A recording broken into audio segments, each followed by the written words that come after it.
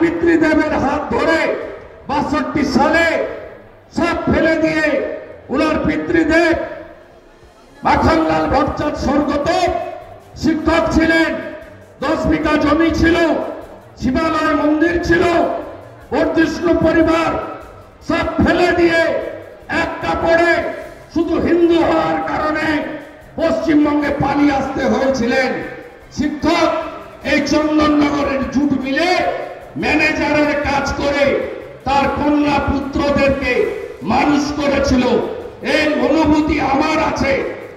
তাই নরেন্দ্র মোদী এই শরণার্থীদের যাতে কেউ উদ্বাস্তু না বলতে পারে, সহনাগরিক বলতে পারে, তার জন্য সিএএ করে দিয়েছেন। কিছু করতে হবে না।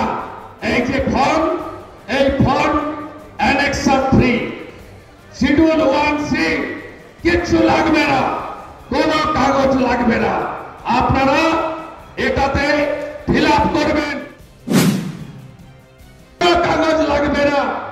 একটা কলম পড়ে যাচ্ছি।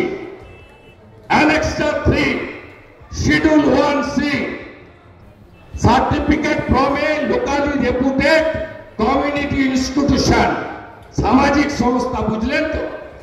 মন্দির আছে তো গ্রামে, আছে তো? পুরোহিতের একটি সার্টিফিকেট দিলেই আর কিচ্ছু লাগবে না, আমরা সব করে দেব। কিচ্ছু লাগবে না, আপনাকে প্রমাণ করতে হবে না আপনি বাংলাদেশি, আপনাকে প্রমাণ করতে হবে না। এটাও আপনাকে বলে দিলাম কমপ্লিটলি অপশনাল। যারা শরণার্থী, যাদের 71-এর আগে দলিল চাওয়া হয়, আপনার বাড়ির ছেলে বা মেয়ে চাকরি পেয়েছে, আপনি পাসপোর্ট ভিসা চান, বিদেশে যাবেন, আপনাকে বলা হয় 71-এর আগে দলিল আনতে, আমাকে বলা হয় না।